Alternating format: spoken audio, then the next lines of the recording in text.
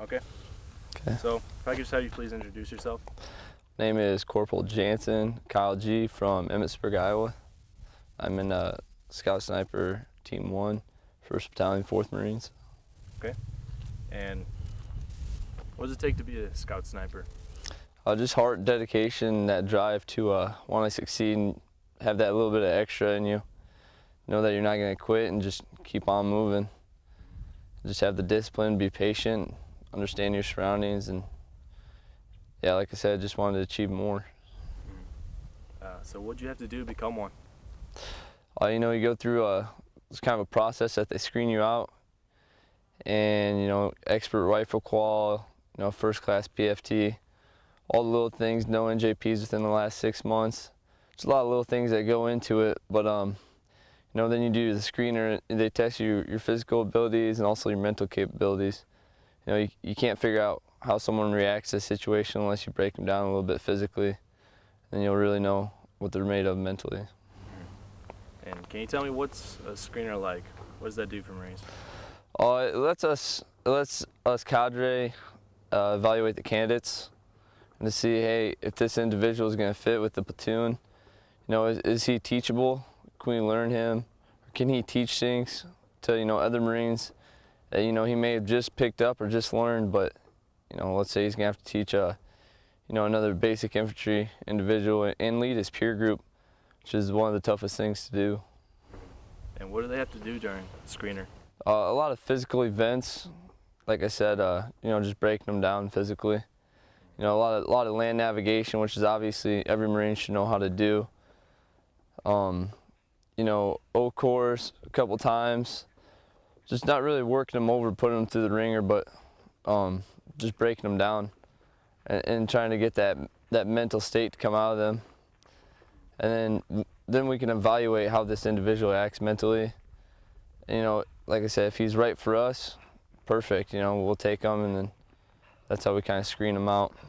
And where do they go after the screener? What happens to them then? Do they go to scout sniper school, or what happens? After the screener, they actually, you know, the names get sent up, the rosters get sent up, and they kind of decide, hey, you know, this individual, you guys can take him in the scout sniper platoon. And right after that, we pretty much take him, and we begin classes right away. We begin to mold that Marine to become a scout sniper, I guess. And with that, I mean, the classes range from everything, including communications classes. I mean, a scout sniper is the you know, Marine highest skill in fieldcraft and marksmanship. So out in the field, he needs to know everything. He needs to know not just his job. He needs to know, you know, 0331's job, 0341's job, 51 and 52's job, as well as an 0621 job. So it's just being an all-around Marine and having the ability to speak professionally about his job and what he's doing is the #1 goal. And can you tell me what scout sniper school like compared to just regular day in the life? Scout Sniper School is it's a tough course. It's an ass kicker, and you know, if you're not on top of your A game about the whole time, like, you're not gonna get it. That's what it is. You know, at school there's no babysitting, there's nothing. You either have it or you don't. You know, you can't go. It's designed to, you know, just so you don't shoot just good one day. I mean, you have to shoot multiple times. And you have to shoot good multiple times in order to pass the course. You have to be proficient in land navigation. You have to be physically fit before you even get a chance to even do anything else. You have to be physically fit before you even get considered. So, you know, having the ability to go to sniper school was like a very big honor. You know, I went there, performed, and it worked out great. But it's a tough course, very tough. And what made you successful going throughout the course and being able to graduate at the end? Having the mindset of just, you know, every time I take a shot, you know, you'd release that round and come out the end of the muzzle, and you know, you'd know that, hey, the next round is a completely different round. Knowing that, hey, if you were to miss this round, hey, that next round, you could use that next round to impact. I mean, you need that first round impact at school, anytime you shoot. Whether you're shooting an individual, whether you're shooting at school, whether you're practicing, you need to have that first round impact. And and just not being satisfied with the average. That's what will get Marines successful in anything they do. Just not being satisfied with the norm and with the average. And what have you seen throughout the Marines that have gone through the screeners? What have the successful Marines, what are their characteristics like compared to just average Marines? Just a really good personality. I mean, there's someone you want to work with. I mean, you don't want to come to work and have to deal with someone that's always like, oh, I hate my job, I hate this, I hate the military. You know, you're with people that want to be there, because the Scout Sniper platoon is a volunteer platoon, and you know, to have the opportunity to go to Scout Sniper basic course, and then to do follow-on schools along with that, it just takes a good individual and someone that's well-rounded, that knows their job and that's willing to learn, and like I said, just a good personality and someone that's gonna fit. 'Cause like I said, you don't want to come to work with someone that's just terrible to work with. No one wants to do that, and so that's one of the kind of the basis of the evaluation as well with the screener. So you said it's a Scout Sniper platoon. It's like a volunteer platoon. So why does the Marine Corps need it? What do the Scout Snipers bring to the Marine Corps? We're the eyes and ears of the battalion. It's plain and simple. You know, yeah, you can have drones flying around. I mean, you could have air assets, everything. But no matter what, you're gonna need that ground pounder that's on the front of the edge of the battlefield.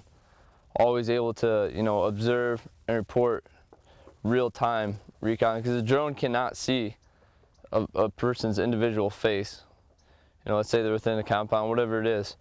You know, they're not going to be able to positively ID this individual off a drone. So you send in Scout Snipers. Why? Because if that's a high-valued individual, he'll drop that guy for you, without a doubt. You know, first-round impact, easily. Because that's what they're trained to do, and that's why the Marine Corps needs Scout Snipers. I mean, they're an invaluable asset, and the sustainability is something that can't be matched with any other branch. So. And that the motto, like one shot, one kill. What training comes into place to make Marines be able to just take one shot and that's all I need? You got to understand the vital areas to hit on the target. Obviously, you know, no matter what, you're going for that chest shot. Just because, hey, you're gonna have a greater chance of hitting the chest than you are the head. So maybe if you can mortally wound them in the chest, good. But when you're getting out to distances, you need that first round impact, because, you know, as a Scout Sniper, they may not understand, your enemy may not understand where that round's coming from. So yeah, you may get a shot off and miss, but do you want to take that opportunity or take that risk and have him, you know, think, oh God, hey, someone just shot me, I'm gonna duck down somewhere. No, you don't want to give that opportunity. You don't want to give them that chance. And so that's why the repeated practice, making wind calls, different terrain, shooting high angle, you know, urban environments, all the different types of shooting that go into the Scout Sniper, and all that's gonna allow them to get that first round impact. And that's really what a lot of the success of the Marine Corps Scout Sniper depends on. Just last question, what would be some advice that you'd give Marines who are just like borderline, maybe I want to try it, if I don't.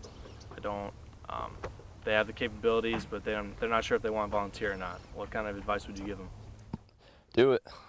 You know, the way we base our screener on is, you know, if individuals want to come try out, hey, awesome, come try out. But no matter what, you're gonna leave, whether you make the platoon or not, you're gonna leave with extra knowledge. And knowledge that you cannot just, you know, take back to your other brothers in the line company. That's gonna help, not just you, because we're gonna be going to combat with the same individuals. We're gonna be going to combat with the same battalion, with the, you know, same individuals within the companies. So whatever skills that we can teach them in the little time that we have with the screener, we try to make sure that they take that back with them, and so they can, you know, further on be successful. If they want to try out again, hey, they're more than welcome, and we definitely accept people who come multiple times. And yeah, like I said, just take them back whatever they learn. I mean, if we don't have to accept them, you know, that's what it is.